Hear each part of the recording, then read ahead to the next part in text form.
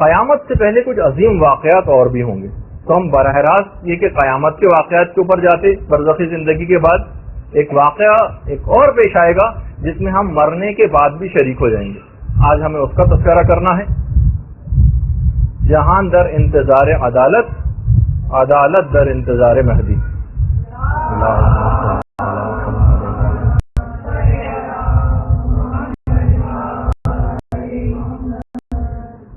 دنیا کو ہے جس مہدی برحق کی ضرورت، ہے جس کی نگاہ زلزلہ عالم افکار. علامہ اقبال بھی کہہ کے گئے. اور کبھی جس کو لوگ کسی اور طور پر سمجھتے ہیں وہ خود امام ہی کے لیے وہ شعر ہے کہ کبھی ہے حقیقت منتظر نظر آ لباس مجاز میں کہ ہزاروں سجدے تڑپ رہے ہیں میری جبین نیاز میں. امام زمانہ کے لیے شعر کہا علامہ اقبال نے. زمانہ بہت تیزی کے ساتھ امام کے ظہور کبریٰ کی طرف بڑھ رہا ہے. اکثر علماء کے نزدیک تو امام کا ظہور صغریٰ ہو چکا ہے اور امام کچھ لوگوں کے لیے ظاہر ہو چکے ہیں، اور جس کی ہم تفصیل میں تو ابھی نہیں جائیں گے. دیکھیے بعض اوقات ایسا ہوتا تھا کہ ایک زمانہ تھا کہ 50 سال 60 سال 70 سال گزر جاتے تھے اور امام زمانہ کے ظہور کی کوئی ایک مشکل سے نشانی پوری ہوتی تھی. پچھلے 6 ماہ سے 8 ماہ کے عرصے میں ظہور کی 70 سے زائد نشانیاں پوری ہوئی. اس پچھلے جن علماء نے کام کیا اس موضوع پر وہ فرماتے ہیں اس پچھلے 6 سے 8 مہینے کے اندر 70 سے زائد نشانیاں پوری ہوئی ہیں ظہور کی. لیکن علماء کا یہ کہنا کہ اگر ہم ان نشانیوں کو ہی بتانے بیٹھیں تو عام طور پر اس ایک زمانے میں بہت بتائی بھی گئی ہیں اور بتائی جانی بھی چاہیے، کوئی ایسی برائی کی بات تو نہیں ہے. البتہ کچھ علماء کا یہ بھی کہنا ہے کہ لوگوں کو فقط نشانیاں اور علامتیں بتاتے رہنا یہ گویا ان کو زہر دینے کے مترادف. لوگ بیٹھتے ہیں کاغذ اور قلم لے کے کہ ابھی تو فلاں نشانیاں پوری ہونے باقی ہیں، لیکن اب تو جو بن رہی ہے شاید ہی سوائے چند ایک حتمی علامات کے تقریباً ساری علامتیں پوری ہو چکی ہیں. صرف 6-7 حتمی علامتیں باقی رہ گئی ہیں جو ظہور سے کچھ ہی عرصے پہلے ظاہر ہوں گی، ابھی جن کا تذکرہ ہم کرنے بھی والے ہیں. تو علماء کہتے ہیں کہ زہر دینے کے مترادف ہے اس بات کو، لوگوں کو علامتیں بتانا. لوگ یہ سوچتے ہیں کہ ابھی تو امام کے آنے میں بہت ٹائم اور غفلت کا شکار ہو جاتے ہیں. اور جو شخص یہ سمجھ کے بیٹھے کہ نہیں امام کے ظہور کی علامتیں پوری ہو چکی ہیں، امام کبھی بھی ظہور کر سکتے ہیں اور وہ ہر وقت تیار ہو کے اس کو بیٹھنا چاہیے. امام کے ظہور کے سلسلے میں تیاری کیا کریں یہ ہمارا موضوع نہیں، اتنا اہم موضوع ہے، لیکن کیونکہ ہمیں براہ راست اس پہ گفتگو نہیں کرنا بلکہ کچھ حالات کا تذکرہ کرنا ہے جو برزخ زندگی میں ہمارے ساتھ بھی پیش آئیں گے. اور اگر ہمارا انتقال ہو گیا اور امام کا ظہور بعد میں ہوا اور پھر اس کے بعد ایک پورا طویل دورانیہ ہوگا قیامت سے پہلے اور اس کے کچھ واقعات کا تذکرہ کرنا مقصود ہے. البتہ صرف ایک بات کا ہم تذکرہ کریں گے کہ آج کل کے دور میں ہم کیا کریں. امام نے جو شیخ مفید پر خط لکھا تھا اس میں یہ جملہ استعمال کیا تھا کہ اب ہر شخص پر یہ فرض ہے اور واجب ہے کہ تمام ان اعمال کو اختیار کرے. امام دیکھیے ذمہ داری بتا رہے ہیں، ہر شخص پر یہ فرض اور واجب ہے کہ ان تمام اعمال کو اختیار کریں جو ہماری محبت سے ان کو قریب کریں اور تمام ان چیزوں سے اجتناب کریں جو ہماری ناراضگی اور غضب کا سبب بنے. ہمارا ظہور اچانک ہوگا، امام کے جملے، توبہ کا اس وقت کوئی امکان نہ ہوگا اور کوئی ندامت تم کو فائدہ نہ دے گی. تو بہرحال جب مراجع سے پوچھا گیا، آیت اللہ بہجت سے پوچھا گیا، آیت اللہ سیستانی سے پوچھا گیا ریٹن فتاوی کہ ہم ان کی غیبت میں کیا کریں، سب مراجع نے کہا کہ واجبات اور حرام پر سختی کے ساتھ کاربند ہو جائیے، گناہوں کو مکمل طور پر چھوڑیے اور واجبات کے اوپر مکمل طور پر عمل کرنا شروع کر دیں. یہ آج کل کے دور کی سب سے بڑی ذمہ داری ہے. امام کے بارے میں چند ایک باتیں بیان کر کے تھوڑا سا امام کا، کیونکہ اتنا تفصیلی موضوع ہے اور ایک میں ہم کیسے اس کو مکمل کریں گے، صرف چند ایک مختصر طور پر امام کی بات بیان کرتے ہوئے اور پھر ان واقعات کی طرف آ جاؤں گا جو برزخی زندگی میں پیش آئیں گے ہمارے مرنے کے بعد. اور پھر ایک سیریز ہوگی واقعات کی جو قیامت تک چلے گی، ان کا بھی ایک تذکرہ ہوگا. تو دیکھیے سب سے پہلی بات تو یہ ہے کہ اب میں جو بات بیان کرنے جا رہا ہوں اس کا اطلاق فی الحال نہیں ہوگا آپ لوگوں کے پاس، کہ امام کے سلسلے میں ایک حکم یہ ہے کہ جب بھی کبھی امام کا نام لیا جاتا ہے تو علماء نے کہا کہ اس وقت ادب اور اس کا تقاضا یہ ہے احترام کا کہ امام کا نام سنتے ہی کھڑے ہو جائے. اچھا اس چیز کا رواج خود ائمہ معصومین نے خود اس چیز کو رواج دیا تھا. 8ویں امام کے سامنے جب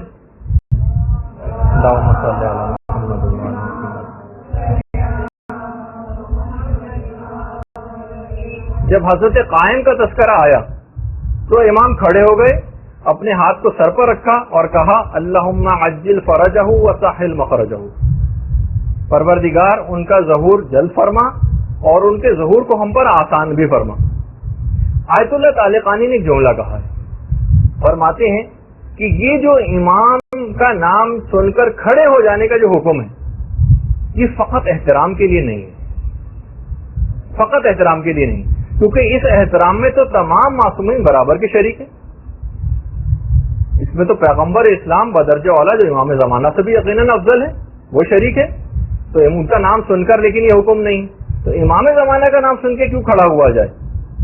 فرمایا کہ اس کے معنی یہ ہیں کہ گویا کھڑا ہونے والا شخص یہ اعلان کرتا ہے کہ امام آپ کے قیام میں میں ہر ممکن مدد کے لیے آمادہ ہوں, اور میں گویا یہ اعلان کر رہا ہوں کہ میں آپ کی نصرت کے لیے ہر ممکن طور پر تیار ہوں, اور خالی زبانی طور پر ہی نہیں, میں عملی طور پر بھی تمام اقدامات کرنے کو تیار ہوں. پہ کھڑا ہو کے گویا وہ یہ اعلان کرتا.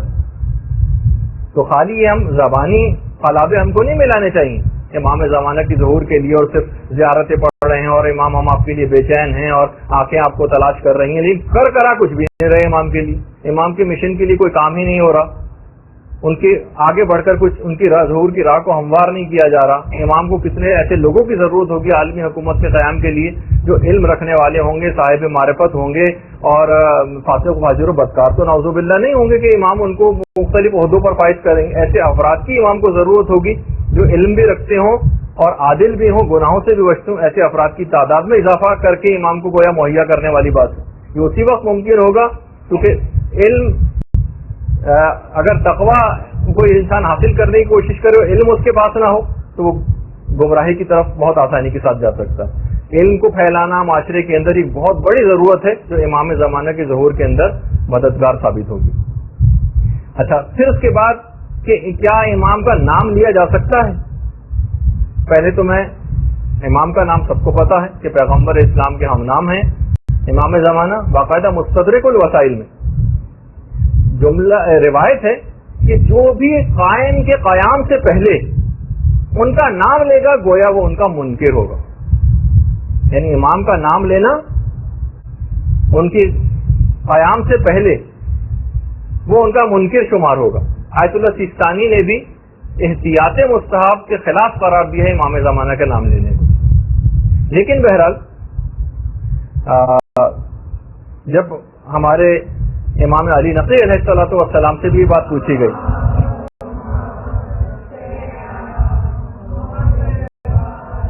کہ مولا پھر اس کو ان کو کس نام سے ہم مخاطب کریں, تو فرمایا کہ تم انہیں حجت آل محمد کہہ دیا کرو. اور باقاعدہ امام کی خود اپنی توقیع کے اندر جو مکتوب لکھے ہوئے آتے تھے امام کی طرف سے تحریری ہدایت نامے, اس میں یہ بات تھی کہ ملعون ہے وہ شخص جو لوگوں کی محفلوں میں ہمارا نام لیتا ہے. اچھا کچھ روایات میں اتنی سختی آئی ہے کہ امام کا نام نہ لیا جائے, کچھ روایتوں میں جواز کا تذکرہ بھی آیا ہے, یعنی جائز ہے امام کا نام لینا. اب اگر حرمت اور جواز کی روایتوں کو جمع کیا جائے تو نتیجہ علماء نے نکالا کہ مقام تقیہ میں امام کا نام لینا یہ جائز نہیں. شیخ حر عاملی نے وسائل الشیعہ کے اندر کہا فرماتے ہیں کہ اگر کیونکہ ہمارا دور اس طرح کا دور ہے کہ اس میں اب ویسا تقیہ نہیں رہا جیسے کہ پہلے زمانے میں ہوا کرتا تھا, تو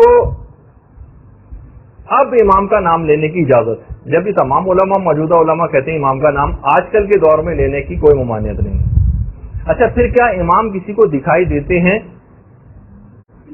تو دیکھیے کبھی کبھار دیگر ائمہ کی زندگی میں ملتا ہے اور خود پیغمبر اسلام کی زندگی میں بھی ملتا ہے کہ اکثر پیغمبر لوگوں کی نگاہوں سے غائب ہو جاتے تھے.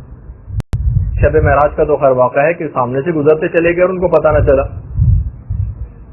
ظہور جو امام کا جب غیبت صغرا کا دور تھا اس وقت کچھ لوگوں کو امام کا مقام معلوم تھا کہ امام کہاں ہے, لیکن وہ امام کے جسم کو نہیں دیکھ پاتے تھے. کچھ روایتوں میں ہے کہ نہ مکان کا پتہ تھا اور نہ ان کے جسم کو کوئی دیکھ پاتا تھا.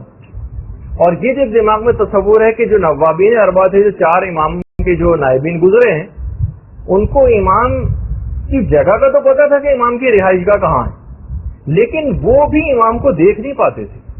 امام زمانہ کے متعلق جب یہ بات ہے کہ امام پیدائش کے دن سے غیبت نہیں. اچھا،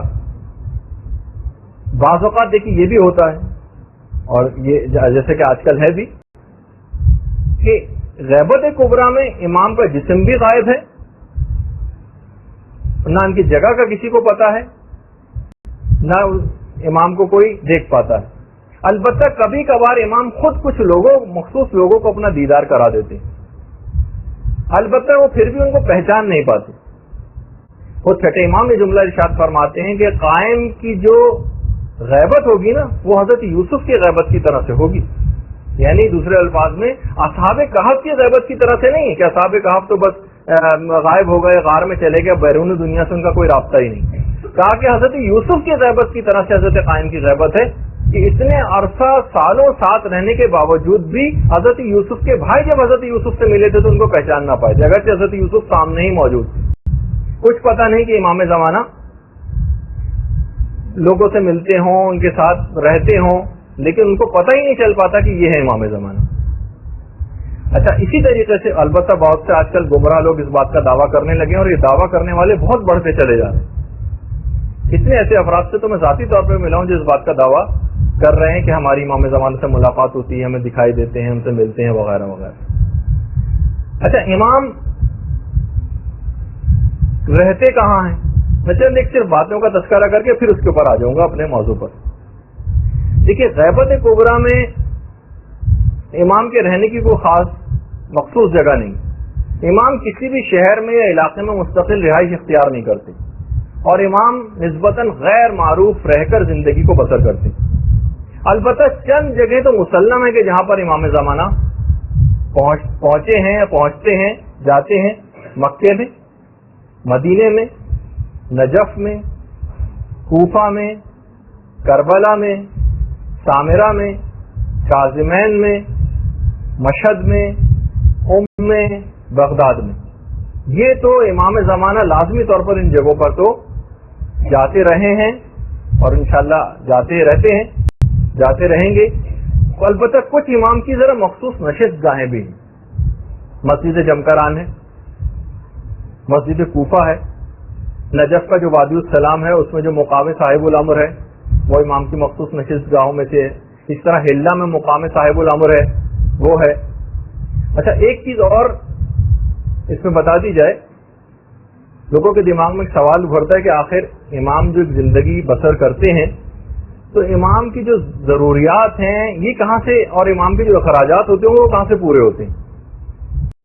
کیا امام ایک عام انسان کی طرح سے اپنی ضروریات کو پورا کرتے ہیں، دنیاوی ذرائع اختیار کرتے ہیں، یا خدا کی طرف سے الگ سے معجزانہ طور پر کوئی سہولت ان کو حاصل؟ تو علماء نے کہا کہ ممکن ہے کہ دونوں طرح سے ہو. امام بالکل ایک عام طور پر ہی دنیا میں زندگی بسر کرتے ہوں، اور یہ بھی ممکن ہے کہ حضرت مریم کی طرح سے غیب سے ان کو بھی اس طرح سے رزق ملتا ہو، تو کیا تعجب کی بات. البتہ امام کی رہائش گاہ کے متعلق جزیرہ خضرا والی روایت جو ہے، جس کو لوگ آج کل برمودا ٹرائنگل کو قرار دیتے ہیں، وہ بالکل ایک افسانہ اور من گھڑت چیز ہے. تمام علماء نے لکھا کہ یہ بالکل افسانہ ہے، اور جزیرہ خضرا والی جو روایت ہے وہ سند اور متن کے لحاظ سے بالکل ہی قابل اعتنا نہیں. اچھا، پھر ایک سوال ہے کہ کیا امام کے بیوی اور بچے ہیں؟ اچھا، کچھ روایات ایسی ہیں کہ جس سے یہ پتہ چلتا ہے کہ امام عائلی زندگی گزار رہے ہیں، لیکن اور اس میں یہ بھی ہے کہ امام کے بیوی اور بچے ہیں، لیکن جو صحیح ترین روایات ہیں اس میں یہ ہے کہ امام کی کوئی اولاد نہیں ہے، اور اگر ہے بھی بالفرض اگر ہو بھی تو بھی خود امام کی ان اولادوں کو بھی یہ بات پتہ نہیں کہ ہم امام کی اولاد ہیں، کیونکہ طول عمر امام زمانہ کا معجزہ ہے، ان کی اولاد کا معجزہ نہیں، ان کی ازواج اگر ان کی زوجہ کوئی ہوں ان کا معجزہ نہیں. تو بہرحال کچھ علماء کا یہ بھی کہنا ہے، کہا کہ زیادہ تر جو صحیح ترین روایت ہے کہ امام کے ہاں کوئی اولاد نہیں. اچھا کچھ روایتوں میں یہ پتہ چلتا ہے کہ ان کے ہاں اولاد ہے، بلکہ ایک کتاب لکھی بھی گئی ہے امام زمانہ کے بیٹوں کے حالات پر، میرے پاس بھی فارسی میں ہے، البتہ یہ کہ بہرحال علماء نے کہا کہ جو روایات اس سلسلے میں ہیں وہ اتنی صحیح نہیں ہے، کہ کوئی صحیح ترین آتھینٹک روایات کے اندر امام کی اولادوں کا کوئی تذکرہ نہیں۔ شیخ طوسی نے کتاب الغیبت میں مفضل ابن عمر سے چھٹے امام سے روایت ایک نقل کی۔ امام فرماتے ہیں کہ امام زمانہ کی رہائش کا نہ ان کے فرزندوں کو وہ علم ہے اور نہ کسی اور کو۔ اس سے تو یہ پتہ چلتا ہے کہ امام کے فرزند بھی ہیں، لیکن چھٹے امامی کی ایک اور روایت ہے۔ امام فرماتے ہیں کہ امام وہ ہوتا ہے جس کا کوئی بیٹا ہو، سوائے اس کے کہ جس کے بعد امام حسین اپنی قبر سے تشریف لے کر آئیں گے، زمان رجت کی طرف اشارہ، بس اس کے ہاں کوئی بیٹا نہیں ہوگا، یعنی اس کے ہاں کوئی اولاد نہیں ہوگی۔ روایت میں تو خیر بیٹے کا لفظ ہے، لیکن عام طور پر اولاد کے معنوں میں بھی استعمال ہوتا ہے کہ ہر امام کا کوئی بیٹا ہوتا ہے، سوائے اس کے کہ جس کے لیے ہمارے جد قبر سے اٹھ کر تشریف لائیں گے، بس اس کے ہاں کوئی بیٹا نہیں ہوگا۔ جب آٹھویں امام کے سامنے جب آٹھویں امام نے اس روایت کو ذکر کیا تو علی ابن حمزہ ایک راوی تھی جو وہاں پہ بیٹھے ہوئے تھے، کہنے لگے میں قربان جاؤں امام آپ کے دادا کے سامنے بھی جب ایسا ہی ذکر ہوا تھا تو انہوں نے بھی اس بات کی تائید کی تھی۔ تو بہرحال خیر اس تحقیق کے اندر جانے کی کوئی ضرورت بھی نہیں ہے، لیکن ہم نے ایک ویسے ہی ذکر کر دیا کہ مختلف تاکہ تھوڑا سا ایک تعارف امام کا آ جائے۔ ہاں، زوجہ کے متعلق بھی کسی روایت کے اندر اس بات کا تذکرہ نہیں ہے کہ امام کی کوئی اگر ہو بھی تو ہمارے علم میں کم سے کم نہیں۔ اولادوں کے سلسلے میں تھوڑی سی بحث آئی بھی ہے، زوجہ کے سلسلے میں، کیونکہ وہی میں نے کہا کہ زوجہ کا یا کسی طول عمر کا معجزہ یہ امام زمانہ سے مخصوص ہے، ان کے کسی اور رشتہ دار سے مخصوص نہیں۔ تو اچھا پھر ایک سوال اور ہوتا ہے، کیا امام کو خود اپنے ظہور کے حتمی وقت کا علم ہے؟ تو روایات سے یہ بات پتہ چلتی ہے کہ امام کو بھی اپنے ظہور کا علم نہیں۔ اور چھٹے امام یہ بیان فرماتے ہیں کہ خدا جب انہیں ظہور کرنا ہوگا تو خدا ان کو ظہور کا الہام کرے گا۔ امام کو جب امام کا ایک لقب منتظر بھی، یعنی وہ خود بھی انتظار کر رہے ہیں اپنے ظہور کا۔ اچھا ایک اور روایت ہے جو چھٹے امامی سے ہے کہ پیغمبر اسلام کی جب رحلت کا وقت قریب آیا تھا تو پیغمبر کو پروردگار کی طرف سے ایک مکتوب ملا تھا، ایک مکتوب نازل ہوا تھا اور کہا تھا کہ محمد یہ میری طرف سے تمہارے خاندان کے نجیب اور پسندیدہ افراد کے لیے۔ پیغمبر اسلام نے جبریل سے پوچھا کہ یہ نجیب افراد کون ہیں؟ تو کہا کہ یہ علی اور ان کی اولاد ہے۔ مکتوب کے اندر علیحدہ علیحدہ رقعہ جات رکھے ہوئے تھے پیغمبر نے، اور ہر رقعے کے اوپر ایک مہر بھی لگی ہوئی تھی۔ پیغمبر نے مولا سے کہا کہ علی اس میں سے جو مکتوب تمہارے لیے ہے اس کی تم مہر کو کھولو اور خدا کی طرف سے دی گئی ہدایات کے اوپر عمل کرو۔ اسی طریقے سے ہر امام کے دور میں وہ رقعہ جات سیلڈ اینویلپ جس کو ہم کہیں اپنے زبان میں، ہدایات کو لکھے ہوئے ہر اماموں تک منتقل ہوتے رہے اور ہر امام نے اس کی مہر کو کھول کر اور اس کے اندر جو لکھی ہوئی ہدایات کے اوپر عمل کیا۔ کچھ علماء نے کہا کہ ہو سکتا ہے یہ سلسلہ جاری ہوتے ہوتے امام زمانہ تک پہنچا، اور ہو سکتا ہے کہ امام کو اس ہدایت نامے کے ذریعے اپنے ظہور کے وقت کا علم ہو سکتا ہے، وہ اس رقعے کے اندر جو اس طرح کی باتیں لکھی، اصول کافی کے اندر باقاعدہ یہ روایت ہے۔ اچھا ہو سکتا ہے کہ امام اس رقعے کے ذریعے اپنے ظہور کے حتمی وقت سے واقف ہوں۔ اور ایک روایت میں یہ بھی ہے کہ پیغمبر اسلام یہ بات ارشاد فرماتے ہیں کہ ظہور سے پہلے قائم کی جو تلوار اور علم ہوگا اس میں خدا بولنے کی قوت کو پیدا کر دے گا، اور ایک آواز آئے گی ولی خدا کے دشمنوں قیام کرو اور خدا کے دشمنوں کو قتل کرو۔ کافی میں بھی ہے، بہار میں بھی یہ روایت ہیں۔ اچھا اب ایک سوال یہ ہوتا ہے کہ اتنا عرصہ ہو گیا امام نے ظہور اب تک کیوں نہ کیا؟ تو دیکھیے ہر انقلاب کے کچھ خارجی اور داخلی عوامل ہوتے ہیں۔ اب آپ خود دیکھتی ہیں کہ جب تک ان اہداف ان عوامل کو حاصل نہیں کیا جائے گا، جب تک کوئی بھی انقلاب بیکار ہوتا ہے، جب تک کہ مخصوص چیزوں کو پہلے حاصل نہ کر دیا جائے۔ خود دیکھتی ہیں آپ کہ جب حضرت عیسیٰ کو آسمانوں پر جب اٹھایا گیا تھا، اس کے 500 سال بعد پیغمبر اسلام پیدا ہوئے اور پیدائش کے بھی 40 سال کے بعد اعلان رسالت کیا تھا۔ تو اس سے بھی آپ اندازہ لگائیں کہ بہرحال ہر چیز کا ایک مناسب وقت ہوتا ہے، موقع ہوتا ہے، اور ویسے بھی غیبت خدائی رازوں میں سے ایک راز ہے، اس کی حکمتیں سمجھ میں نہیں آتی۔ اچھا، ایک اور بات اور علماء نے بیان کی، ظہور کی امام کی کچھ علامات ہیں اور کچھ شرائط ہیں، لوگ آپس میں ان کو ملا دیتے ہیں۔ علامات جو ہوں گی نا وہ ظہور سے کچھ پہلے، اس سے کچھ قبل نمودار ہوں گی۔ اچھا، جبکہ ظہور سے براہ راست ربط ہے شرائط کا۔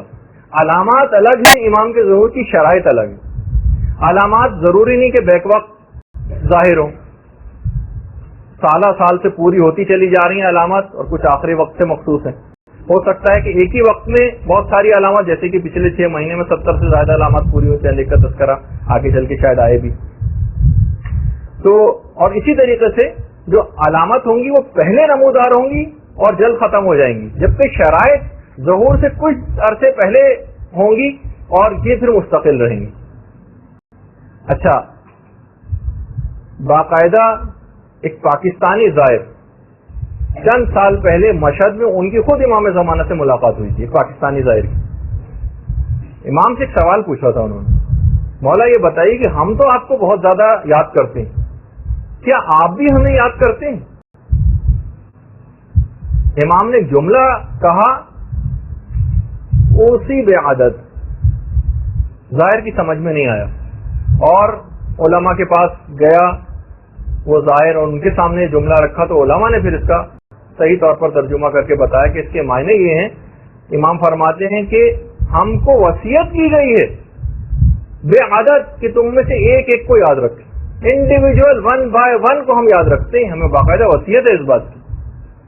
تو بہرحال یہ امام کی اتنی حد تک آ گئی، یعنی امام اتنے زیادہ کنسرن ہے کہ 1 by 1 جتنی خواتین یہاں پہ بیٹھی ہوئی ہیں، امام ان سے مکمل طور پر ان کے حالات سے واقفیت رکھتے ہیں، ان کو یاد کرتے ہیں۔ اچھا، امام سے پہلے چند چیزوں کے متعلق اور بیان کر دیا جائے، پھر ہم فوراً بعد اس کے اوپر آ جائیں گے اپنے موضوع پر۔ سب سے پہلے تو ایک سفیانی کا خروج ہوگا۔ کچھ علماء نے کہا کہ اصل میں سفیانی ایک کردار کا نام ہے، یہ کسی کوئی فرد واحد پر منحصر نہیں۔ خود چوتھے امام کی ایک اصل میں ایک حدیث ہے جو اس سلسلے میں دلیل کے طور پر بھی پیش کی جاتی ہے کہ سفیانی کا جو خروج ہوگا نا وہ بالکل حتمی ہوگا، اتنا اور بتا دوں۔ اور امام نے فرمایا کہ ہر قیام کرنے والے کے مقابلے میں ایک سفیانی ہوتا ہے۔ اس لحاظ سے تو یہ کسی کیریکٹر کا ایک نام ہوا۔ بہار کے اندر بھی روایت ہے چوتھے امام کی کہ ہر حق کے لیے قیام جو کرتا ہے اس کے لیے ایک سفیانی ہر زمانے میں۔ اچھا، خروج کے 9 ماہ کے بعد، یعنی سفیانی کا جب بھی خروج ہوگا اس کے 9 ماہ کے بعد اس کو وادی بیدا میں اس کے لشکر کو غرق کر دیا جائے گا۔ وادی بیدا مدینے کے قریب ہی ایک مقام ہے، اور جب حج کلاسز ہو رہی تھی تو میں نے وادی بیدا کی فوٹوگراف بھی دکھائی تھی، اور اس وقت بھی یہ بتایا تھا اور ارادہ ہمارا یہ بھی ہے آپ میں سے اکثر کی طرف سے، بہرحال ایک ہے کہ پہلے جو گروپ تھا جس کی حج کلاسز لی تھیں وہ ذرا ایک مختصر گروپ بھی تھا، لیکن اب کافی زیادہ تعداد مختلف گروپس کی ہو گئی، اور ان کی طرف سے بھی ہے کہ حج کلاسز دوبارہ لیجیے۔ اب ہمارے پاس سہولیات بھی کچھ پروردگار کے فضل و کرم سے زیادہ ہو گئی، پروجیکٹر بھی آ گیا ہے، تو انشاءاللہ ہم کوشش کریں گے، اور کچھ مسائل بھی حج کے تبدیل ہو گئے ہیں پچھلے سالوں کی نسبت، تو دوبارہ حج کلاسز شروع کرنے کے کچھ شرائط کے ساتھ اس کو شروع کیا جائے گا دوبارہ، وہ آپ کے سامنے انشاءاللہ پیش کریں گے۔ تو اس میں نے جب کلاسز ہو رہی تھی تو وادی بیدا جہاں پر سفیانی کے لشکر کو غرق کیا جائے گا اس جگہ کی فوٹوگراف بھی دکھائی تھی۔ اچھا، کچھ تو اچھا یہ جو ہے نا، یہ امام وادی بیدا کا زمین میں دھنس جانا اور سفیانی کے لشکر کا یہ حتمی علامات میں سے ایک ہے امام کے ظہور۔ اچھا، اسی طریقے سے نفس زکیہ ہے، نفس زکیہ کی شہادت، یہ کوئی مخلص مومن ہوں گے جو نفس زکیہ کے نام سے جن کو کہا ہے کہ جو دین خدا کے جتنے انحرافات ہیں، یعنی دین جن انحرافوں کا شکار ہو چکا ہے اس کے لیے وہ خروج کریں گے اور اس کے بعد قتل کر دیے جائیں گے۔ اور یہ اتنی کوئی پرومیننٹ شخصیت ہوں گے، علماء نے کہا کہ روایت میں جملہ ملتا ہے کہ مومنین ان کی شہادت سے بہت رنج محسوس کریں گے۔ اس کا مطلب ہے کوئی غیر معروف ایسے آدمی نہیں ہوں گے، کوئی بہت معروف ہوں گے اور ان کی شہادت واقع ہوگی۔ اسی طریقے سے سید حسنی، سید حسنی کی آمد بھی امام کے قیام سے پہلے، اور اس کے پھر فوراً بعد امام کا ظہور ہوگا، اور سید حسنی امام کو پہچان لیں گے، ان تک پہنچ جائیں گے، اور اس کے بعد لوگوں کو یقین دلانے کے لیے امام سے کچھ دلائل طلب کریں گے جن کا بھی آگے چل کر تذکرہ بھی ہونے والا، اور پھر امام ان کو قائل کریں گے سید حسنی کو۔ اسی طریقے سے دجال کا دیکھیں میں کتنی تیزی سے گزر رہا ہوں، لیکن ان کے اندر بھی بڑی تفصیل ہے، لیکن ہمیں وہ بیان کرنا مقصود نہیں ہے، وہ آپ کتابوں میں پڑھ سکتی ہیں۔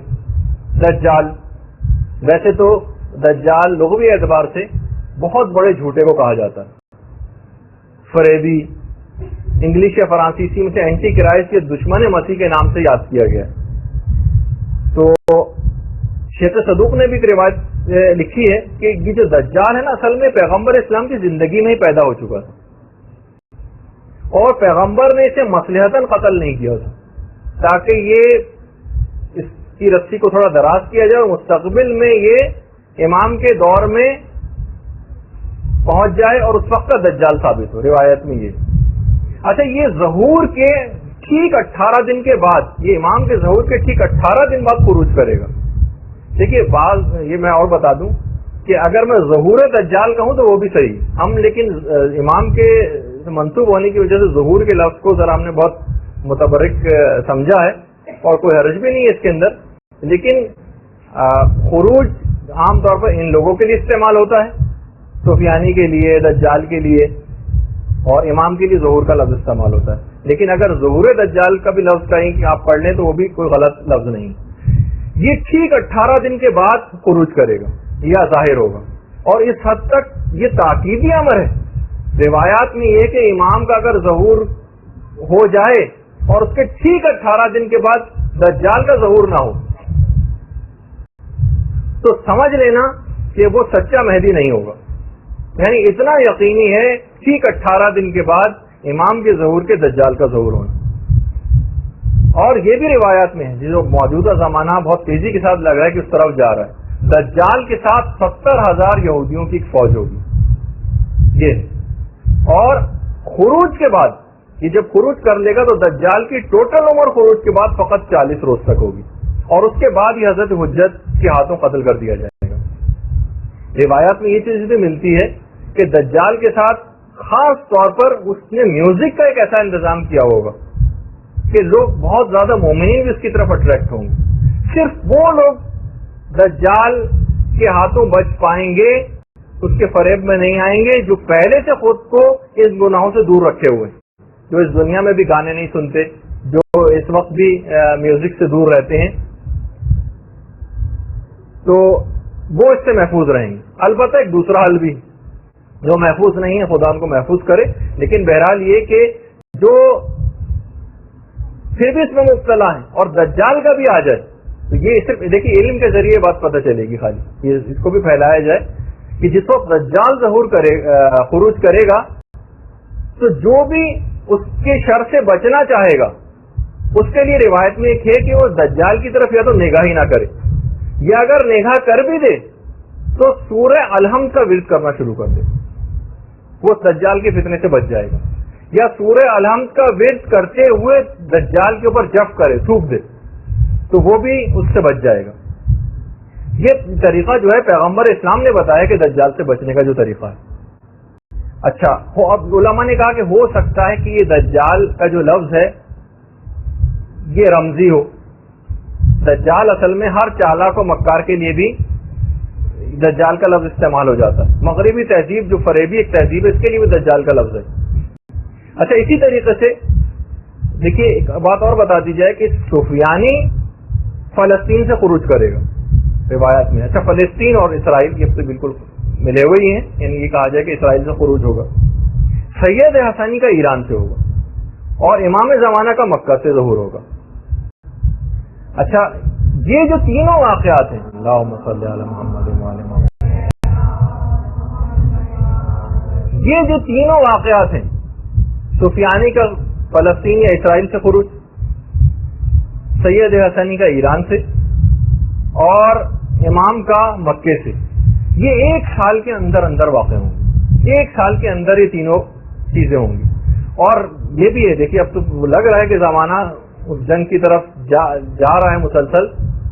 ملتا ہے روایت میں کہ امام زمانہ کا آخری معرکہ رام اللہ میں ہوگا، روایات میں رام اللہ جو اس وقت فلسطین کا ایک علاقہ، انشاءاللہ اس کی بھی میں کبھی تفصیل بتاؤں گا.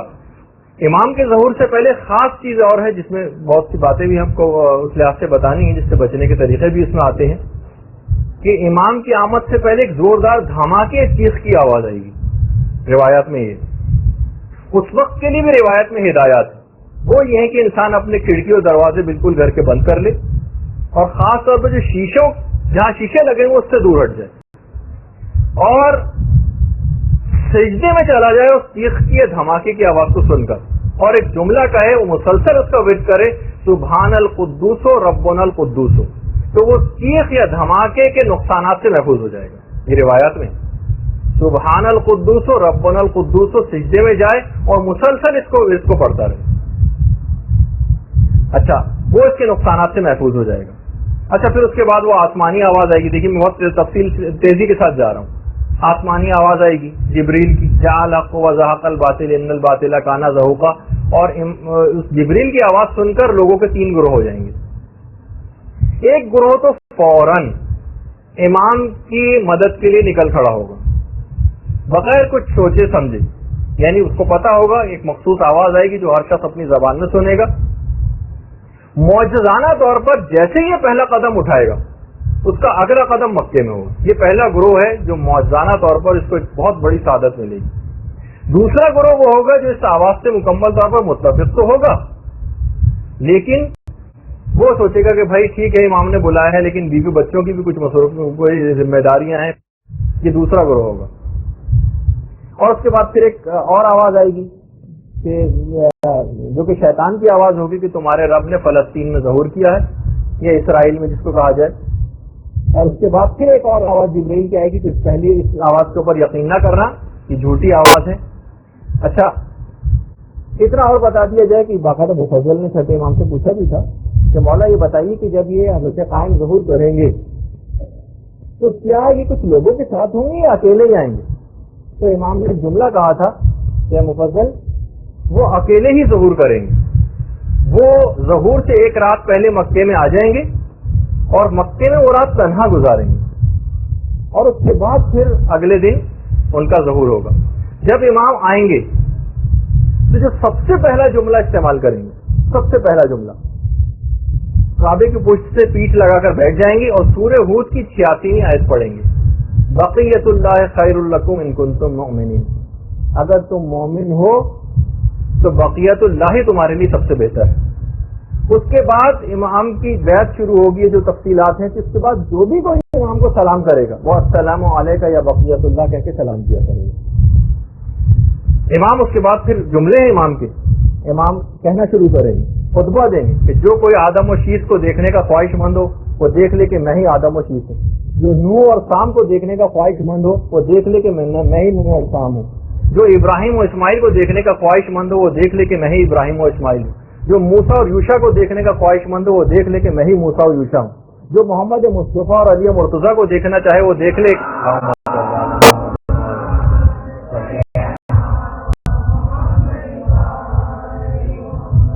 کہ میں ہی محمد مصطفیٰ علی مرتضیٰ ہوں. جو حسن و حسین کو دیکھنا چاہے وہ دیکھ لے کہ میں ہی حسن و حسین ہوں. جو اولاد حسین کے ائمہ کو دیکھنے کا خواہش مند ہو تو دیکھ لے وہ دیکھ لے کہ میں ہی اس نسل پاک کے معصومین کا خلاصہ ہوں. اور اس کے بعد پھر امام کہیں گے کہ میری گفتگو کو توجہ کے ساتھ سنو، میں تم کو ایسی چیزوں کی خبر دوں گا جس سے پہلے تم نے کبھی نہیں سنی ہوگی. اس کے بعد امام آسمانی کتابوں کی تلاوت کرنا شروع کریں گے. آدم و شیش کے صحیفوں کی تلاوت کریں گے، نوح و ابراہیم کے صحیفوں کی تلاوت کریں گے. اس کے بعد امام چاروں کتابیں توریت، زبور و انجیل و قرآن کی تلاوت کریں گے. سب سے پہلے جو بیعت امام کی کریں گے وہ حضرت جبرائیل ہوں گے. جیسے ہی امام کا ظہور ہوگا، ہم اگر اس وقت انتقال کر چکے ہوئے اور ہمارے انتقال کے بعد ظہور ہوا، یہ جو مومنین انتقال کر چکے ہیں، خدا ظہور کے وقت ان مومنین کی قبور میں ایک سکون کو داخل کر دے گا، ایک سکون کو داخل کرے گا. ایک ایسی مسرت و شادمانی ہماری قبور کے اندر آ جائے گی اور تمام عذابات برطرف ہو جائیں گے. قبور میں مومنین ایک دوسرے کی ملاقاتوں کو جائیں گے اور ایک دوسرے کو ظہور حجت کے حضرت حجت کے ظہور کی مبارکبادیں دیں گے. اس کے بعد یہاں تو یہ ہو رہا ہوگا قبروں میں، ادھر سید حسنی امام کے پاس پہنچ جائیں گے اور کہیں گے کہ اگر آپ امام مہدی ہیں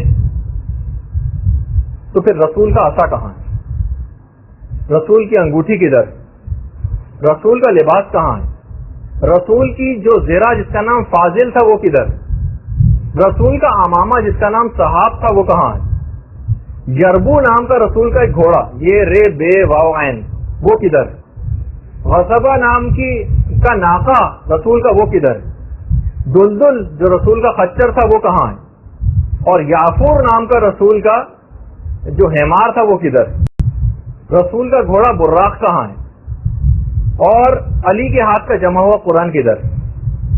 امام سارے ثبوت سید حسنی کے سامنے پیش کر دیں گے۔ اچھا،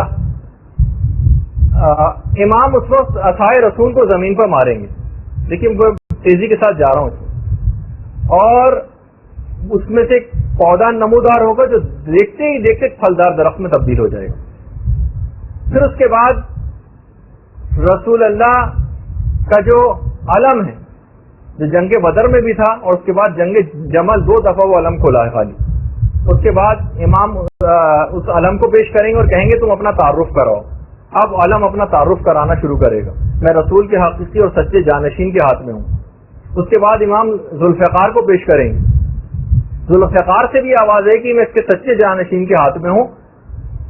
پھر اس کے بعد روایت میں ہے کہ ایک روایت میں کہ امام مہدی یہ کام کریں گے، ایک میں ہے کہ سید حسنی یہ کام کریں گے کہ عصائے موسیٰ کو اٹھا کر زمین پہ ماریں گے اور اسی وقت 12 چشمے پھوٹ پڑیں گے۔ ان 12 چشموں کی بھی خاص وجہ ہوگی کہ اس وقت اعلان بھی کر دیا جائے گا کہ جو شخص بھی امام کے ظہور کے بعد امام کے پاس پہنچنے والا ہوگا اس سے کہا جائے گا کھانے اور پینے کا کوئی سامان لانے کی ضرورت نہیں ہے، عصائے موسیٰ کے ذریعے جو چشمے پھوٹیں گے اور کھانے لوگ سیراب بھی اسی سے ہوں گے اور اپنی غذائی ضروریات بھی اس سے پوری کریں گے۔ ایک پوری تفصیل ہے روایت میں۔ اس کے بعد انگشتری سلیمان امام وہ پیش کریں گے کہ جب حضرت سلیمان کی وہ انگوٹھی جب حضرت سلیمان پہن لیتے تھے تو تمام پرندے اور جانور ان کے گرد جمع ہو جاتے تھے، اپنے اپنے مسائل پیش کرتے تھے، ان کی زبان میں حضرت سلیمان ان کے جوابات دیتے تھے۔ امام بھی اسی چیز کو دہرائیں گے اور وہ انگوٹھی پہن لیں گے، پرندے سارے جمع ہو جائیں گے، امام ان کو ان کی زبان میں جواب دیں گے۔ اس کے بعد سید حسنی کہیں گے وہ رسول اللہ کی زرہ کہاں ہے جو ان کے صحیح اور سچے جانشین کے علاوہ کوئی اور نہیں پہن سکتا۔ امام وہ زرہ پیش کریں گے اور سید حسنی سے کہیں گے تم اس کو پہنو۔ سید حسنی لڑ جائیں گے، نہیں میں اس زرہ کو نہیں پہن سکتا۔ امام اصرار کریں گے کہ نہیں تم پہنو اس کو، جب وہ پہنیں گے تو ان کے جسم پہ فٹ نہیں آئے گی۔ امام سید حسنی کی فوج کے سامنے اس وقت اس چیلنج کے طور پر اس زرہ کو پیش کریں گے، سب پہن کے فوجی پہن کے اس کو دیکھیں گے، نہیں کسی کے جسم کے اوپر وہ زرہ فٹ نہیں آئے گی، یہاں تک کہ امام پھر اس زرہ کو خود پہنیں گے اور ان کے جسم پر مکمل طور پر وہ زرہ فٹ ہو جائے گی۔ سید حسنی اپنی تمام تر فوج کے ساتھ اس وقت امام کی بیعت کر لیں گے۔ اچھا، اس وقت جب امام کی بیعت ہوگی تو اس وقت اور کون کون بیعت کے لیے آئے گا؟ کہا روایات میں ہے کہ 30,313 فرشتے بھی بیعت کے لیے اس وقت پہنچ جائیں گے۔ کچھ اس میں فرشتے وہ ہوں گے ان 30,313 میں سے جو حضرت نوح کی کشتی میں ان کے ساتھ تھے، کچھ فرشتے وہ ہوں گے جو حضرت ابراہیم کے کو جب آگ میں پھینکا جا رہا تھا اس وقت ان کے ساتھ تھے، کچھ وہ فرشتے ہوں گے جو حضرت موسیٰ کے ساتھ اس وقت تھے کہ جب حضرت موسیٰ کے لیے دریا کو پھاڑا جا رہا تھا، اور کچھ حضرت عیسیٰ کے ساتھ وہ فرشتے تھے کہ جب حضرت عیسیٰ کو آسمانوں پر بلند کیا جا رہا تھا، اور 4,000 فرشتے نشان زدہ ہوں گے، مارکڈ بالکل، اور 1,000 فرشتے اور ان کے ساتھ نازل ہوں گے۔ 313 فرشتے وہ ہوں گے جو جنگ بدر میں پیغمبر اسلام کی نصرت کے لیے نازل ہوئے تھے، اور 4,000 فرشتے وہ ہوں گے جو امام حسین کی مدد کے لیے کربلا میں تشریف لائے تھے، اور لیکن امام نے ان کو جنگ کی اجازت نہیں دی تھی اور وہ پھر واپس نہیں گئے تھے۔ یہ فرشتے اس کے بعد پھر واپس آسمانوں میں نہیں گئے۔ امام کی شہادت کے بعد ان کی قبر کے ارد گرد ہی گریا کونا ہے، بال پریشان ہیں، غبار آلود ہیں، اور یہ قیامت تک ان کا ایک سربراہ ہے ان فرشتوں کا جس کا نام منصور ہے۔ یہ جو بھی ظاہر کربلا جاتا ہے یہ تمام فرشتے اس کے استقبال کے لیے جاتے ہیں۔ جب ظاہر وہاں سے ودا ہونے لگتا ہے کربلا سے اس کو ودا کے لیے آتے ہیں۔ جب کوئی ظاہر بیمار ہو جاتا ہے تو اس کی عیادت کے لیے جاتے ہیں۔ اگر کوئی ظاہر انتقال کر جاتا ہے تو اس کی نماز جنازہ پڑھنے اور اس کے استغفار کے لیے آتے ہیں۔ یہ سب کے سب فرشتے آسمانوں میں واپس نہیں گئے تھے، اور یہ امام زمانہ کے ظہور کا انتظار کر رہے ہیں اور یہ آپ کی نصرت کریں گے ظہور کے بعد. اچھا اس کے بعد میں ابھی جیسے کہ 5ویں امام کی وہ روایت ہے جو ہم نے اس سے پہلے کھانے پینے کے سلسلے میں پیش کی. امام فرماتے ہیں کہ ندا آئے گی کہ تم میں سے کوئی بھی کھانا لانے کی زحمت کو نہ گوارا کرے. کہ امام کے پاس حضرت موسیٰ کا وہ پتھر ہے جس سے 12 چشمے پھوٹ پڑتے ہیں, اور حضرت قائم کا جب ظہور ہوگا تو اس پتھر سے جو چشمے پھوٹیں گے اسی سے لوگ اپنی پیاس کو بجھائیں گے اور اسی سے لوگ اپنی بھوک کو بھی ختم کریں گے.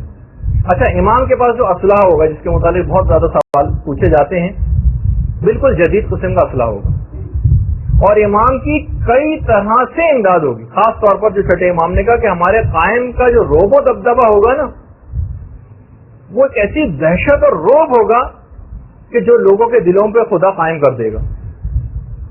آج بھی ہم دیکھتے ہیں کہ حزب اللہ کا کیسا روب اور دبدبہ ہے, حالانکہ اتنی چھوٹی سی جماعت, لیکن اس کے باوجود امام کے متعلق ہے کہ ان کا کیسا روب اور دبدبہ ہوگا. اور باقاعدہ خود مولا کی بھی حدیث ہے کہ ملائکہ, جنات اور مخلص مومنین کے ذریعے شیعوں اور مخلص شیعوں کے ذریعے امام مہدی کی مدد کی جائے گی. اور امام فرماتے ہیں کہ ان کا جو روب اور دبدبہ ہوگا وہ 1 ماہ پہلے اور 1 ماہ بعد تک حرکت کرتا رہے گا.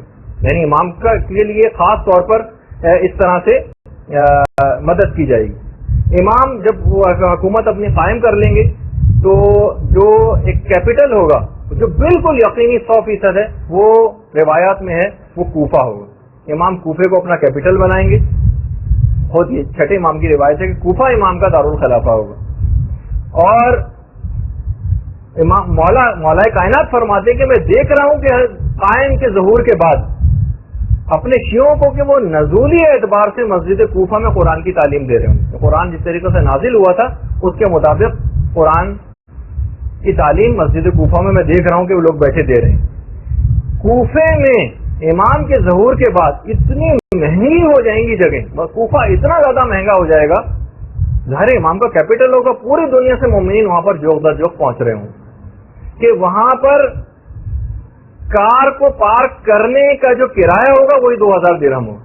یہ تو میں نے اپنے الفاظ میں کہا, ورنہ روایت میں جملہ یہ ہے کہ ایک بھیڑ کے بیٹھنے کی جگہ 2000 درہم ہوگی. اتنا زیادہ کوفہ مہنگا ہو جائے گا.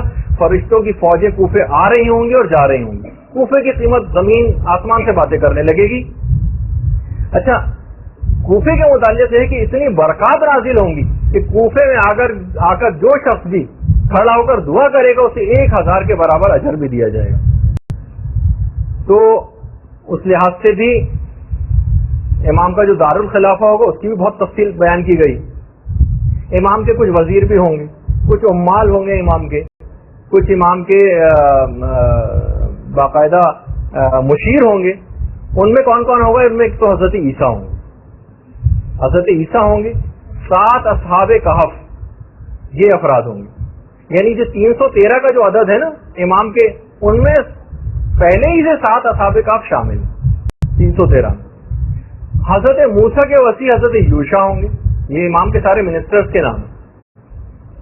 مومن آل فرعون ہوگا, قرآن میں جس کا تذکرہ مومن آل فرعون کو دوبارہ اٹھایا جائے گا.